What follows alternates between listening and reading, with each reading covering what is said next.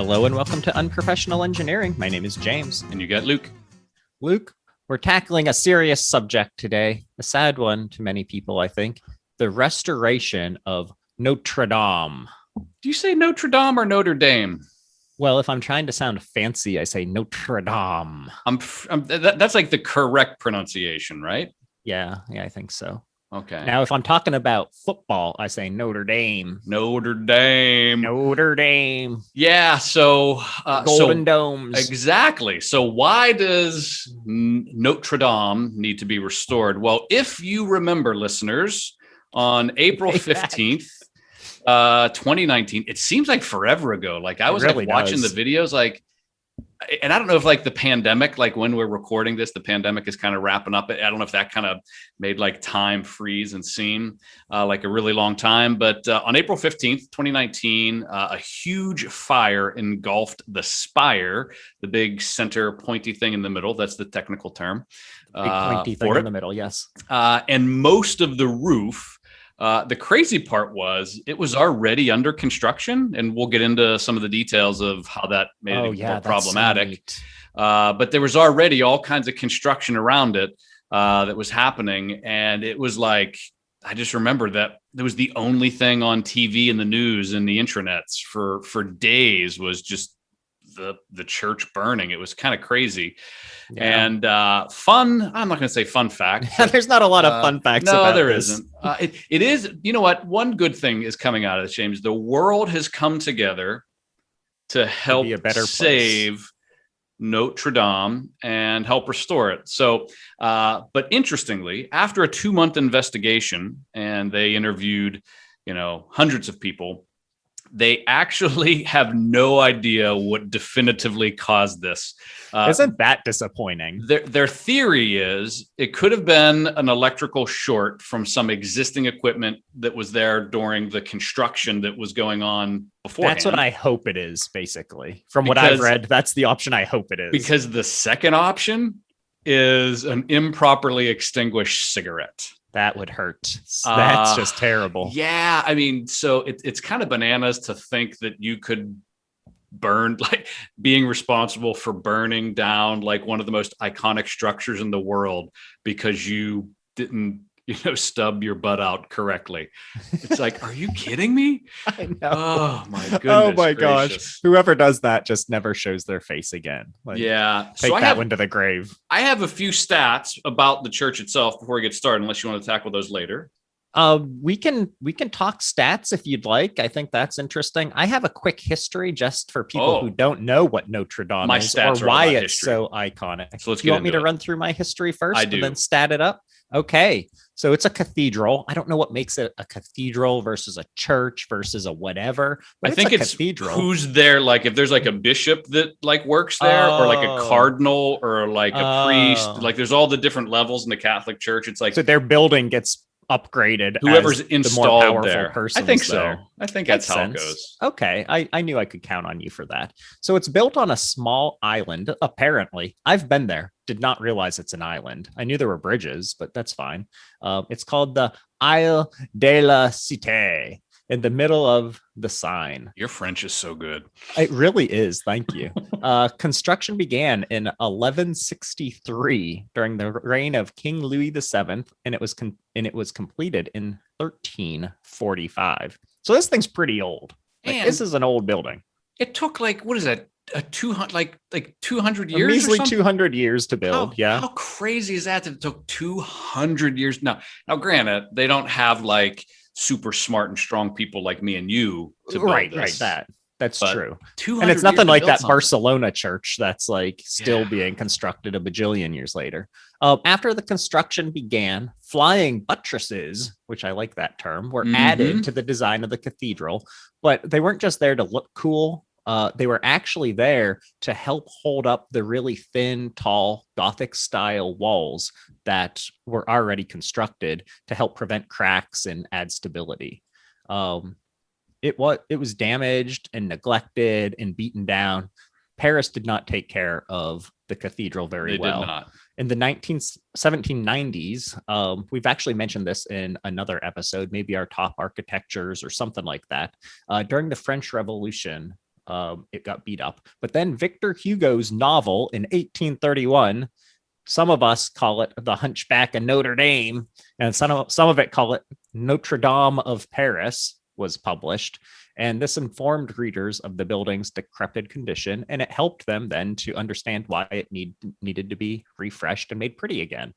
So it helped spur on those overhauls. Fun. I think overhauls. Fun. Another fun fact: at one point, all 20 bells, except for the colossal 1681 Bourdon called Emmanuel, were removed and melted down to make cannonballs during the war. Yeah. Did you see that the king's heads got beheaded too? Yeah, so they pulled down all the statues and they chopped all the heads off the statues. And I guess, all's fair in love and war. I guess during the war, you can just be a big a jerk as you want to be or something. Yeah, I mean, if you're going to be a jerk, that's the time to do it. Yeah, do you have any other fun facts in there for me? So it's 800, and I had a hard time finding the actual specific date, because I don't know if it's the construction or the opening date. Yeah. I had a number somewhere around 850 years old, which is kind of crazy.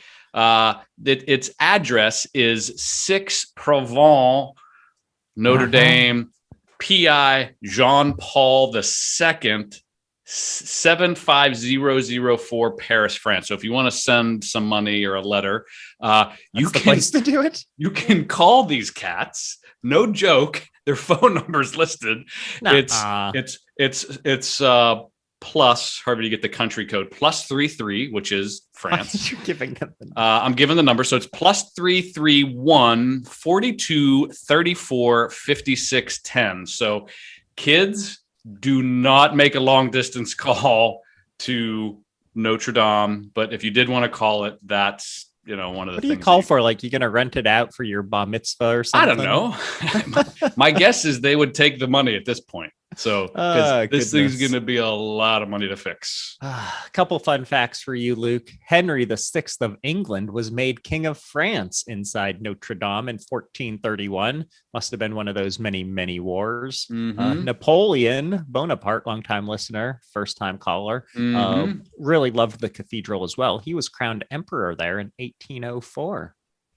13 million people per year visit the site. That's a lot. So did you actually visit when you were over there? Did you get to go through inside. it, or was it closed? Oh, yeah. Nope. We went inside. We toured all of it. Very impressive.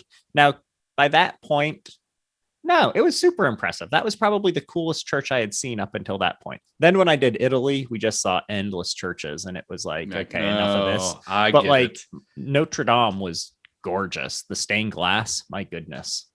Another fun fact, the Catholic Church does not own Notre Dame. The French government does. They do, and that's caused some problems, which we can get into later on. But yeah, very interesting, isn't it? So we want to talk about what happened, James. I mean, we have to talk about what happened. I thought you already did, but go ahead. No. What happened. I'm going to call it the damage report. So James and I scoured. There were so many sites that we're talking about this. It was none were very good either. No, they weren't. This is the single best source of information about it out there right now. Which shouldn't surprise anyone. So the fire destroyed, obviously I mentioned it, the spire, the long pointy thing. It destroyed the majority of what they call the forest, lovingly. That's the timber, forest, the timber roof. And also the roof of this thing was apparently lead, which is bananas. We'll talk about that in a second. And I have a fun fact about the forest. The walls, the nave where the choir were damaged. And the North Tower belfry was partially burnt, but they were able to save it. Apparently, when the fire teams got there, they had to be really cautious. Like, they wouldn't spray at the stained glass windows, so they couldn't attack the fires aggressively as they hoped. Turns out they were worth $1 or $2. Exactly. So the one thing they were able to save was the famous organ. I read somewhere this thing has 8,000 individual organ tubes in it. Yeah, I have stats on that somewhere about that. So I'll cover. You're right, 8,000 pipes. It's crazy. So they were able to save that. But the biggest challenge, other than the roof and the wooden beams, but one of the biggest challenges they had initially was the water damage, obviously, but the lead roof melted. So lead has a low melting point, so 300 and some degrees, somewhere in that neighborhood. So the roof itself, the lead tiles actually melted, and there's pictures of it, like of molten lead that's solidified, like in gutters and on the floor. So the damage was super extensive. There were artifacts and all kinds of things that were obviously destroyed, but where it was, there wasn't a lot of stuff like directly underneath the spire, because the spire, you were there, you kind of get in and you look up and there's the ceiling and the spire's above it. So it wasn't like it's where the stage was. Did they call it a stage? What do they call it in a church? Altar? The altar. It wasn't like above the altar, like A where stage. this stuff. I don't know what they call it. So that's just some general damage that happened. I don't know if you have any more specifics on damage. No, that's about what I had as well. It wasn't good. That's what I'm going to sum it up as. Yeah. Before we go on with more about damage and then how they're planning to restore it, or how they're actively doing so, I think it's time to take a break for a word from our sponsor, The French government. the French government. No? No, we do not have a sponsor this episode. Shucks. We do have something better, and that's shout outs. We love them. Yes. We love them and we want more. Numero uno.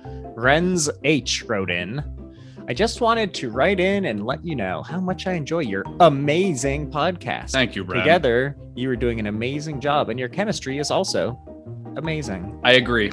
With the perfect pronunciation from James and the excellent research from Luke, the podcast is an absolute joy to listen to. Oh, He also added a PS on the end of it. Oh, PS, no. my spelling and grammar might not always be on point since I, just like Luke, have dyslexia. Nice. I feel you, Luke. So, Renz, Nice. thank you very much for the email. That was very nice and thoughtful. We Join the appreciate team. it I love it. and made me laugh. Numero 2, as they say in That's not English. French. Jeremy H wrote in, I have really enjoyed the podcast since my brother introduced me to it. Thanks a lot, brother. Shout out to him too. I'm looking at becoming a firearms engineer in the short future. My favorite episode was futuristic weapons, though all of the episodes with weapons of the past and present were great. Love your dynamic. Keep up the great work with the show. Also rated your show a very deserved 5 stars. Nice. Thank you, Jeremy. Now, here's what I have to say. What's wrong with the rest of you people out there? Jerks. Get on the iTunes, press 5 stars, and make us rich and famous. It's about time. Yeah. Is that how we get people to do stuff? I don't think. No, I don't think okay. aggressive shame does it. Okay. I'm sorry about that. If any of you do want to leave us a 5-star, 4-star, or lower review, gosh, I hope not. I just saw a 1-star, Luke, and it made my heart hurt because apparently we're boring. That's fine. If you want to leave us any sorts of reviews, hop on iTunes or wherever you listen, except Spotify because they hate reviews, and leave us one. It would be much appreciated so we can get rich and famous. If you have episodes, if you want stickers, if you want a shout out, whatever, email us at unprofessionalengineering@gmail.com. And don't forget to subscribe, like, share. James mentioned reviews. He's not heard about that at all. And as always, you can tell your smart devices to play the Unprofessional Engineering podcast.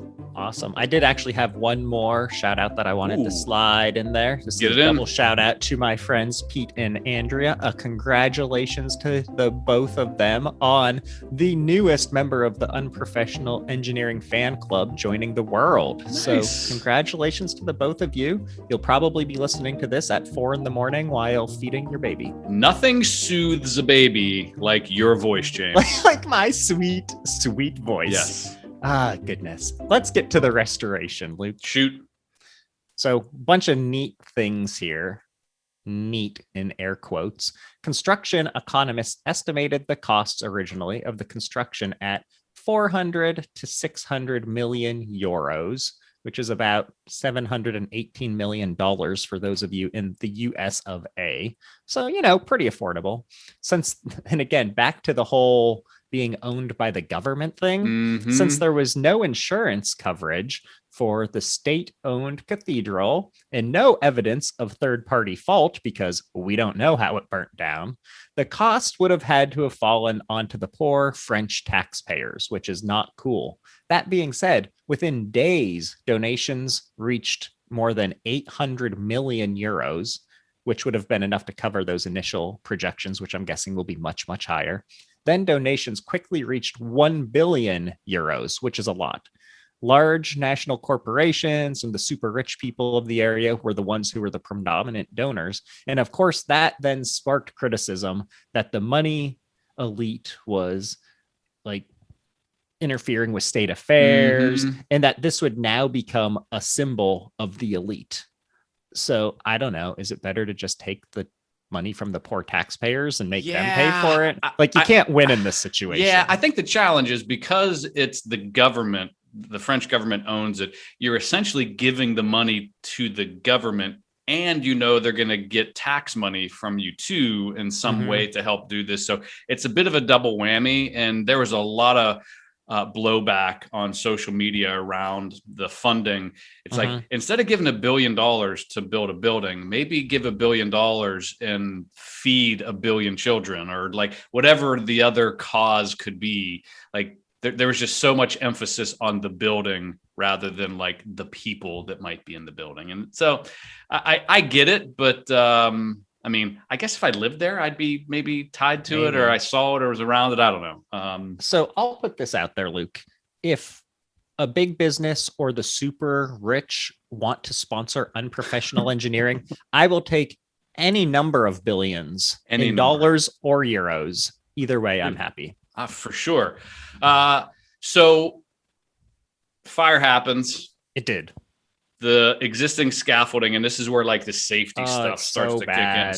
So this big, huge fire happens, right? Everybody saw it. Soon after, they realized that one of the biggest problems was lead contamination, because a lot of the lead actually, is it aerosolized? No, that's whenever liquid. What is it whenever the metal, what's the chemical? I don't know. I don't know. It turned into a lot of airborne lead was all over the courtyard. It was all inside the building. So right off the bat, they couldn't send people in. So they used robots and whatnot. Outside the building, the surrounding area was super bad. It was really bad. So tons of lead. So they had to install tarps above the vault itself, the main building where the spire is. Then they had to take, you mentioned flying buttresses before. So those flying buttresses had to be reinforced because the geodesic domes in the center were all falling apart. And they actually had, and with the flying buttresses, they push in while those push out. And since those were damaged, they couldn't just have the buttresses push in and fall on. So there's all kinds of reinforcement on the buttresses. And they had to take the melted and burned scaffolding. It took 6 months and cranes of pulling all this melted scaffolding off the top of it. I forget how many tons it was. There was a number. It was a huge amount of scaffolding. Let's see here. So it ended up being 200 tons of metal that got basically welded or melted together from this scaffolding, because they were already doing construction work and whatnot on the cathedral. That's nuts. Like, they spent, weeks or months putting up, like you're saying, like the tarps. The tarps. They put safety nets under to make sure that it would catch any debris that would be falling. They put rainproof sheets over things, like over the windows and other areas where there were now giant holes, to make sure that there wasn't even further water damage or further contamination going on. And then just this giant scaffolding had to be removed with a massive crane for 200 tons of welded metal, which had to, like you said, 6-month project, because it's so dangerous trying to pull something like that and get it torn apart. You had to cut pieces off one by one. Crazy to me. Yeah. And the other thing too, that I saw that they did was they brought in a 3D scanning company, and they scanned where the damage was, like as it laid. And what they were doing was they were trying to, I think, estimate or guess where those pieces fell from, so that whenever they do the reconstruction, they're trying to use original materials. They're trying to use, all as original as possible.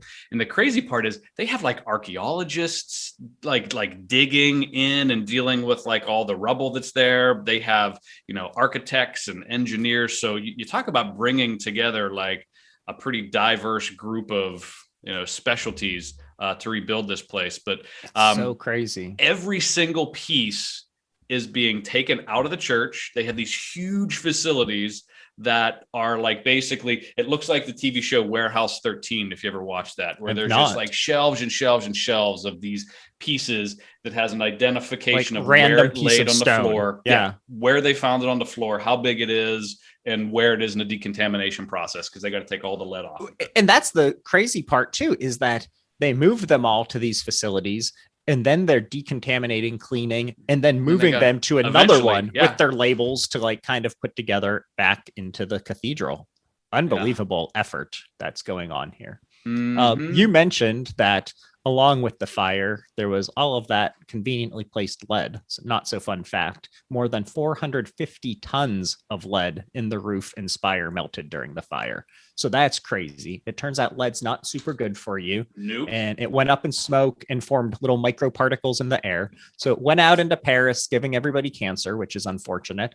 And it covered everything else in the cathedral. So like, all of the stuff in the cathedral is also covered with this lead dust. So it's really difficult and expensive to get people in there to do the cleaning and restoration process, to tear things apart, to then store them while they're doing the reconstruction and all of that. The decontamination efforts in the building and the surrounding like square area were performed to make things as safe as possible. And like you mentioned, there's that giant organ, the biggest one in all of France, which was built in 1733. They managed to save that from the fire, which is awesome. But of course, it was covered in lead as well. It took 4 months to remove like the fancy oak console around it, and then take down and clean the 8,000 pipes that make up the organ. So super crazy there. And then there's all of the stained glass as well that you'd mentioned. Some of it went up in flames, or I guess melted in flames, or cracked or exploded or whatever. But there was a lot of it that still survived. There were different ways that they handled it. Some of it they took out of the windows and preserved. In the areas with less damage that aren't going to need reconstructed, though, they just did a good job of like covering it up and providing like security to make sure that none of the stained glass breaks as well. Pretty impressive. Yeah. Before we go on with more of the restoration efforts, though, I think it's time we take a break for this week's Luke's rant. So I'm going to keep my rant as closely related to this one as possible. And this is, and I'm going to pick on a group of people, and they're probably going to get mad. Hopefully don't lose a ton of listeners. There goes another sponsor. Sorry. Yeah, we're not going to be sponsored by Marlboro. Oh, they're not allowed to sponsor. Okay with this. They're not allowed to sponsor stuff anyways. So I am still completely flabbergasted that there's a good chance that this fire was by a cigarette that wasn't extinguished properly. So here's my rant. I actually smoked for a bit of my, I'll say, late teenage college years. So I rebel. I understand how difficult smoking can be to quit, and the addiction that's there, all that kind of stuff.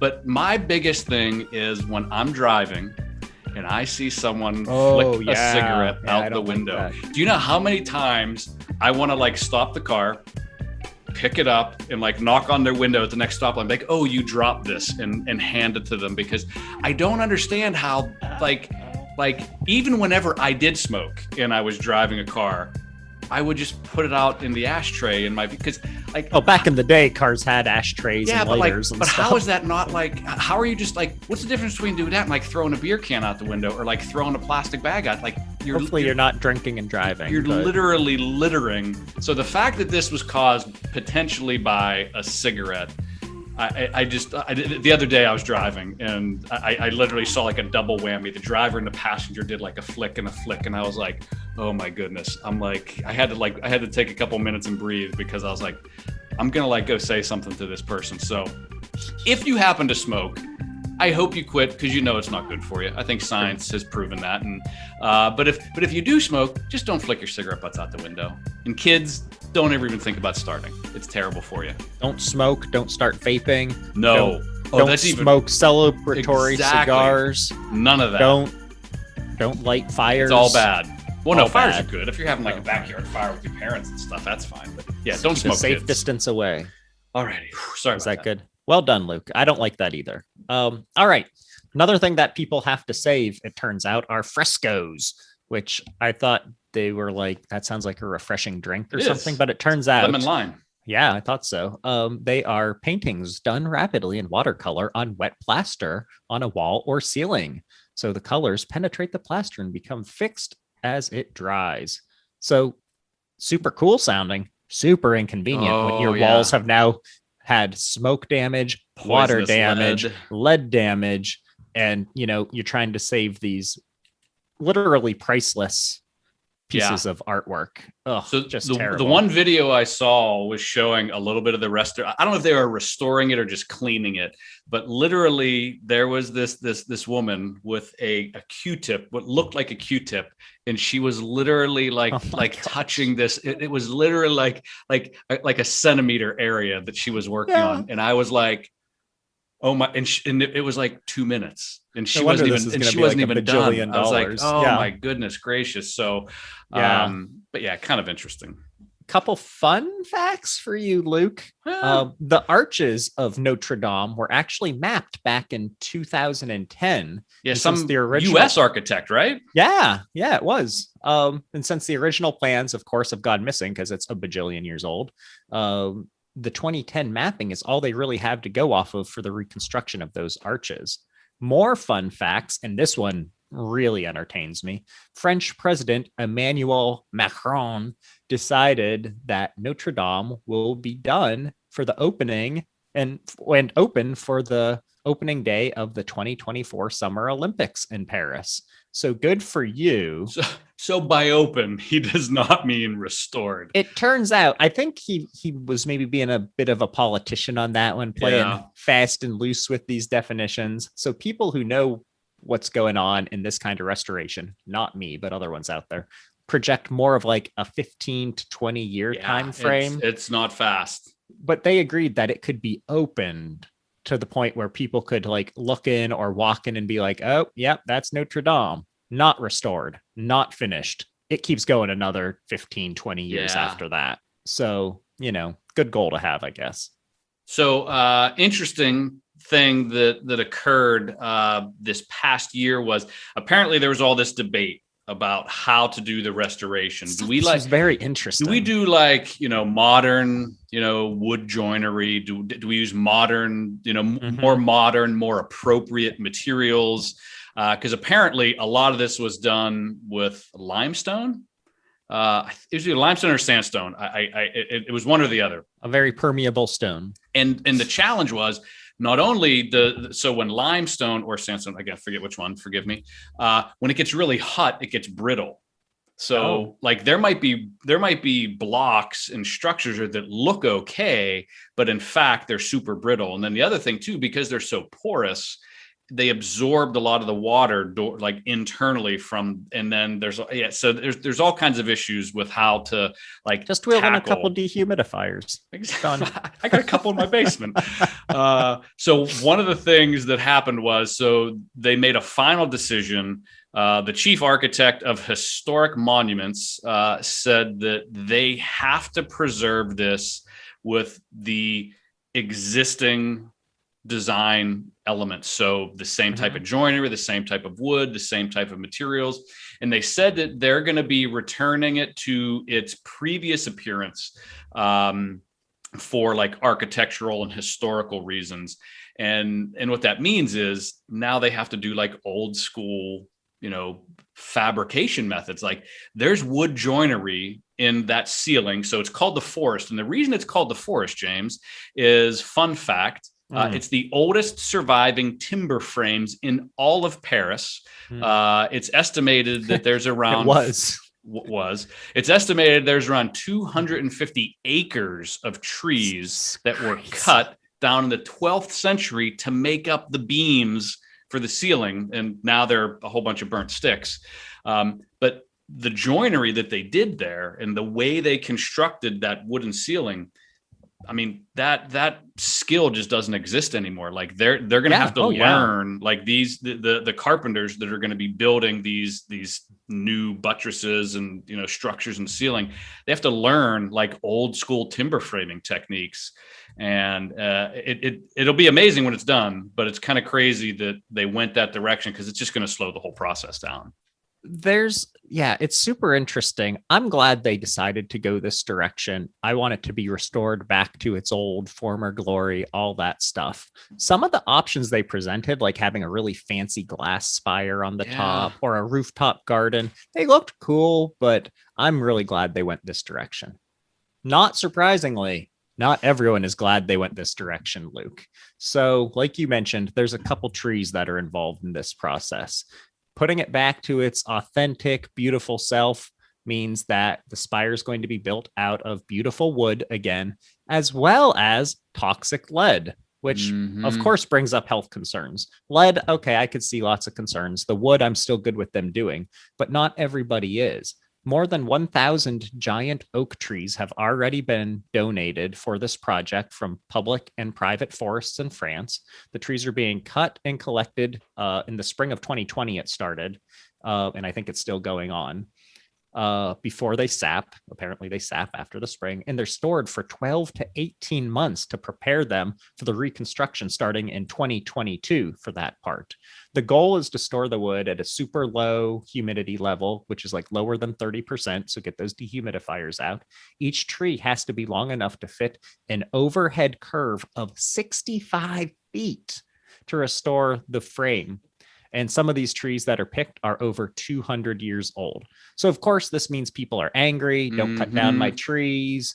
You know, you can't go cutting this down to rebuild this iconic, beautiful, amazing building that brings tons of money into the city.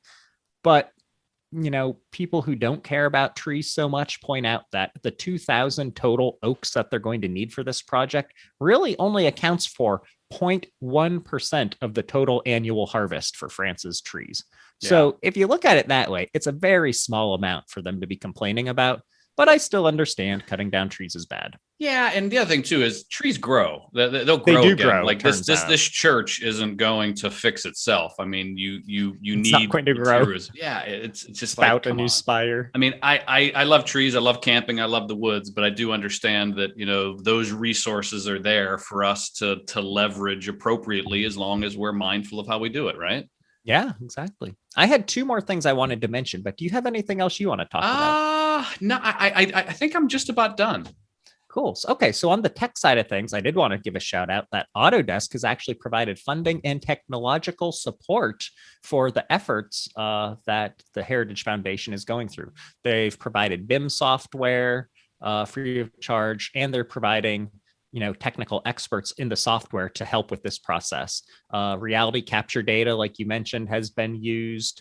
And this has helped Autodesk to build 3D BIM models of the cathedral. And this is then being used to create 3D models and help with the reconstruction process. So that's pretty cool. Good job, Autodesk. Nice. But another interesting thing that came out was that in the days after the fire, and you can't really find much new news about this, the French game developer that a lot of our listeners probably know of, who make the Assassin's Creed game series, Ubisoft, pledged €500,000 to the rebuilding effort. So thanks for that. The company also offered its expertise, which makes a lot of sense, considering that two Ubisoft staffers spent over 5,000 hours researching the cathedral for one of their games. It's called Assassin's Creed Unity. Apparently, it was set back in the French Revolution. So it was thought that because of the great detail that they went into for developing this game, that would be able to be used as almost like a 3D map. They could people leverage to rebuild it. Yeah. So in the game, the cathedral is in the game, and it's the super realistic. Jumps around through. Oh, exactly. I didn't realize that. But disappointingly, they didn't actually have 3D mapping technology when they were starting the game in like 2010. It was really like a lot of photographs and other stuff. And so Ubisoft came out and said, I'd be surprised if the architects that work on the spire will actually engage us in participating. But still, pretty cool story. Very cool. Yeah. All right. Well, that's everything I had about Notre Dame and the restoration project that is underway and will continue to be underway for another 20 years, probably. Yeah, I think it's going to be a long road. It's going to be a lot of money, and I can't wait to see the progress, because I plan, James, on being in Europe next 2024. Oh, okay. Maybe not 2024, but I plan on being there, and I want to see it. So I hope you get that opportunity. That would be lovely. James.